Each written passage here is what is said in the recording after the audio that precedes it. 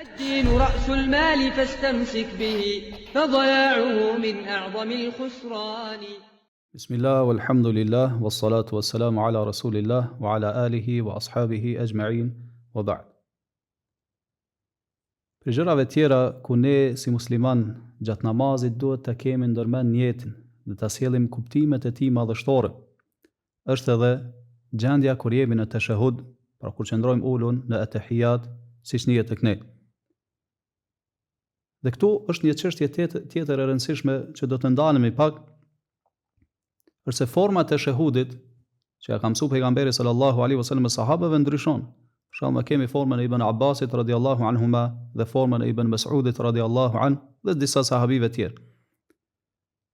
Andaj, pyetja që shtrohet vetvetiu është se cilin ne duhet ta praktikojmë. Qoftë që ka të bëjë në lidhje me tashahhudin siç tham, apo edhe me dhikre tjera, dua që përmenden dhe transmetohen në forma të ndryshme. Cilën ta marrim, cilën ta praktikojmë? Mendimi më i parafort i dietarëve është se ne të bashkojmë mes tyre as sa kemi mundësi. Do thotë, një herë e thojmë njërin, herën tjetër e thojmë tjetrën. Pse? Në mënyrë që ne ta praktikojmë sunetin në tërësi. Pra, nga një herë tek tashahhudi, e themi tashahhudin e Ibn Mas'udit radhiyallahu anhu, nga një herë tashahhudin e Ibn Abbasit radhiyallahu anhuma, dhe pikrisht kjo është e ligjësuar edhe në adhurime tjera që janë transmetuar nga pejgamberi sallallahu alaihi wasallam në forma të ndryshme. Pra që njeriu ta praktikoj sunetin ashtu siç është transmetuar, në mënyrë që suneti të ruhet. Për këtë arsye, për shembull ata persona të cilët vazhdimisht e thojnë vetëm një formë të dhikrit, vetëm një formë të lutjes, apo vetëm një formë të tashahhudit, nëse i pyet për forma tjera, nuk i din. Mirë po, nëse nganjëherë praktikon njërin, nganjëherë tjetrën, padyshim që do ta kenë të pranishme në mendjet e tyre dhe kështu do të ruhet suneti në mesin e njerëzve. Po ashtu prej dobive të kësaj, pra kur ne bëjmë bashkë mes llojeve të ndryshme të dhikreve, duave që janë transmetuar nga pejgamberi sallallahu alaihi wasallam, është se kjo e ndihmon njeriu që ta përjetojë dhe ta ndjejë atë që është duke e thënë. Sepse kur fillimisht apo nganjëherë e thot njërin formë të dhikrit, pastaj formën tjetër, atëherë padyshim që herën e dytë, mendjen do ta ketë më të pranishme, zemrën do ta ketë më të pranishme. Ndërsa në anën tjetër, nëse vazhdimisht e thot vetëm një formë të dhikrit, atëherë njeriu, siç thonë, bëhet si lloj makine automatike. Do thot vetëm lexon gjëra që ju kanë bërë shprehi, ndërsa nëse herë e thot njërin, e herë tjetrën, padyshim që kjo do të ndihmojë që ai të përjetoj kuptimet që i lexon brenda kësaj lutje apo brenda dhikrit të caktuar. Padyshim prej dobive të kësaj tjera është se kjo është edhe më lehtë për disa njerëz. Pra kur format e dhikrit dhe lutjeve janë të ndryshme që transmetohen nga pejgamberi sallallahu alaihi wasallam, atëherë disa njerëz e kanë më të lehtë ta mësojnë një formë tjetër, sesa në formë tjetër që është më e gjatë, ndoshta edhe më e vështirë për ta. Për dobive tjera është se njeriu kur herë thot një formë, e herë një formë tjetër, është se nuk e kaplohet nga monotonia dhe nga mërzia. E ndjen se është duke adhuruar Allahun subhanahu wa taala. Mirë po, nëse vazhdon vetëm në një formë, atëherë padyshim që kjo do të bëjë që ai ta kryejë atë dhe nuk e ndjen se është i nënshtruar ashtu siç duhet ndaj Allahu subhanahu wa taala. Pse? Sepse i është bërë shprehi, i është bërë adet. Ndryshe kur ai e mëson veten që të bëj bashkë me të gjitha formave që janë transmetuar nga pejgamberi sallallahu alaihi wasallam. Ky parim përmendet edhe nga Hoxha e Islamit Ibn Taymiyah rahimahullah dhe nga shumë dietar tjerë. Do thotë se adhurimet të cilat janë transmetuar në forma të ndryshme, atëherë është mirë që muslimani t'i kryejë të gjitha ato. Mirë, sa i përket tashahhudit apo at-tahiyat, përmendet edhe fjala at-tayyibat. At-tahiyatu lillah wat-tayyibat. Çfarë është kjo at-tayyibat? Dietarët islam kanë përmendur se at-tayyibat i ka dy kuptime. Kuptimi i parë është ajo që ndërlidhet me vetë Allahun subhanahu wa taala, dhe kuptimi i dytë është ajo që ndërlidhet me veprat, veprimet e njerëzve. Me fjalë tjera, ajo që ndërlidhet me Allahun subhanahu wa taala do thotë se Allahut subhanahu wa taala i përkasin cilësitë më të mira. At-tayyibat, cilësitë më të mira, përshkrimet më të mira, veprat më të mira, fjalët më të mira. Ashtu siç thoshte pejgamberi sallallahu alaihi wasallam, inna Allaha tayyibun la yaqbalu illa tayyiba. Vërtet Allah është i mirë dhe nuk pranon gjë tjetër veç se të mirës. Pra Allahu flet vetëm atë që është e mirë, e vepron vetëm atë që është e mirë, dhe cilësitë e tij janë vetëm të mira. Pra Allah është i mirë në çdo gjë, në qenien e tij, në cilësitë e tij dhe në veprimet e tij. Andaj edhe sa u përket veprave dhe fjalëve të njerëzve, ato duhet të jenë të mira kur i kushtohen Allahut subhanahu wa taala. Sepse ai që është i mirë nuk duhet i kushtohet diçka tjetër atij përveç se asaj që është e mirë.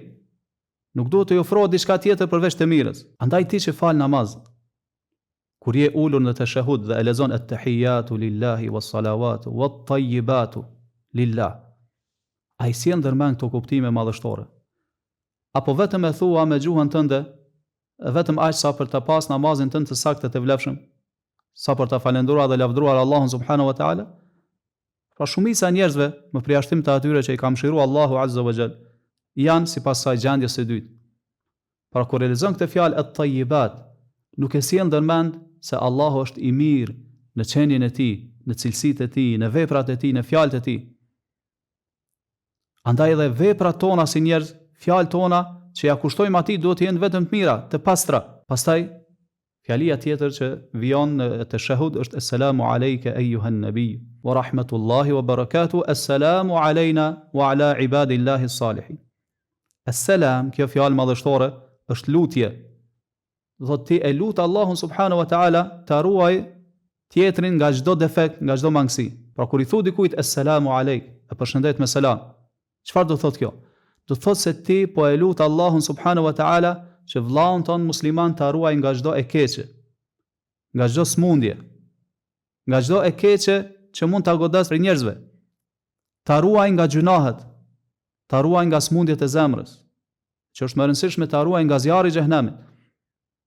Pra është shprehje e përgjithshme.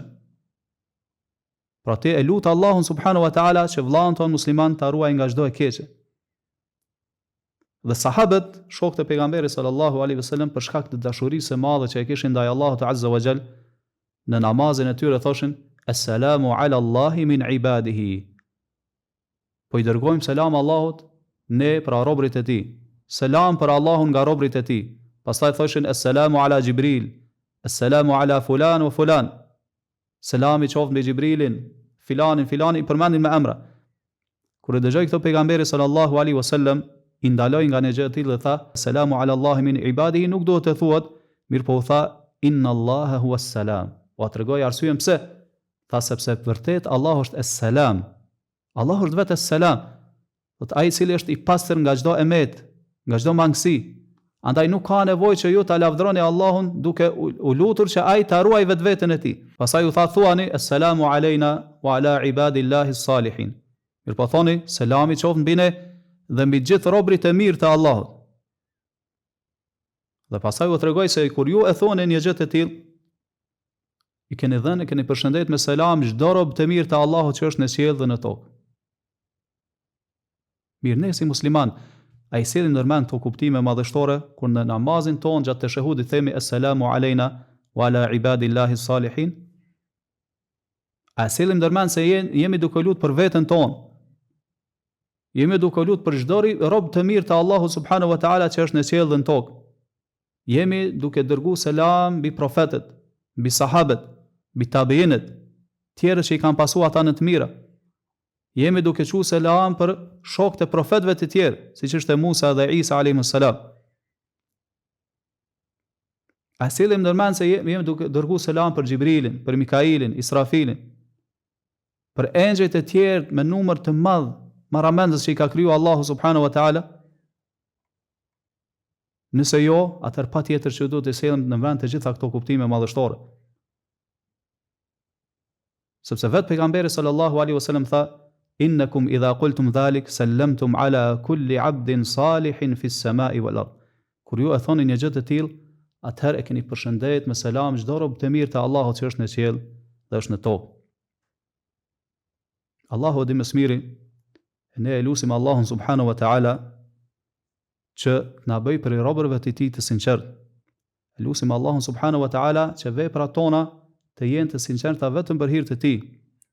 E lutim Allahun subhanahu wa taala të pastrojë zemrat tona nga çdo gjë tjetër e cila na ecënon dhe na mangëson sinqeritetin ndaj tij subhanahu wa taala. Wallahu a'lam, sallallahu wa sallama ala nabina Muhammad wa ala alihi wa ashabihi ajma'in.